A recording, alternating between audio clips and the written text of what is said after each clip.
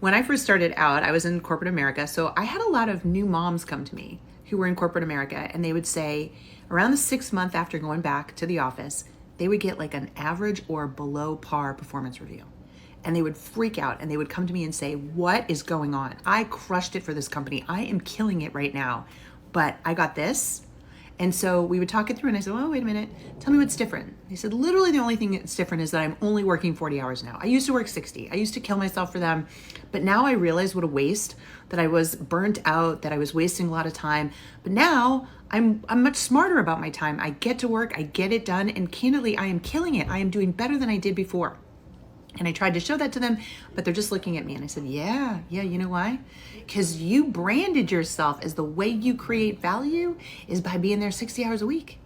They had a 60-hour-a-week worker. Now they got a 40-hour-a-week worker. They can't get their head past that, right? They want the same productivity level plus you work the 60 hours, of course.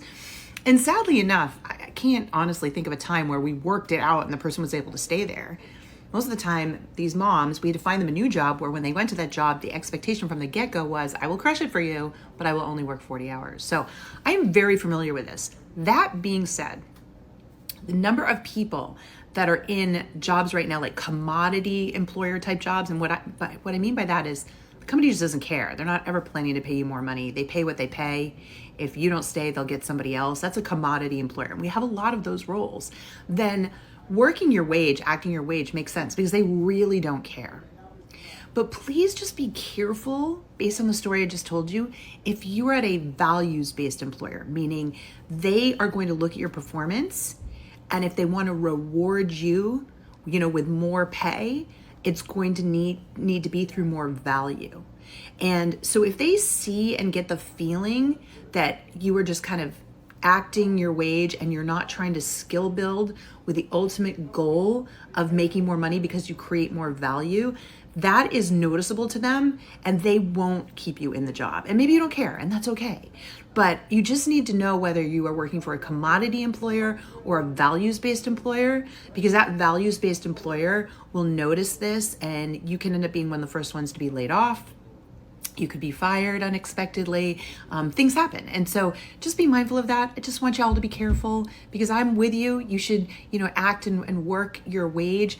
But if you're trying to grow at a company, there is an expectation that you are going to build your skill sets, right? You're going to kind of like work and build your skill sets to earn that next level. And you just need to be really careful of that.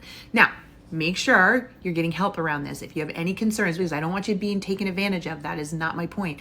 But just so you know, that's why you use a career coach. Career coaches are a great sounding board, help you talk through this and make sure that you're making the right career moves so you get the respect that you want and deserve. It's pretty much that simple, okay? So thank you for sharing this. I hope you guys enjoyed the story. Keep the questions coming. I love helping you here on this app. And good luck. Go get them.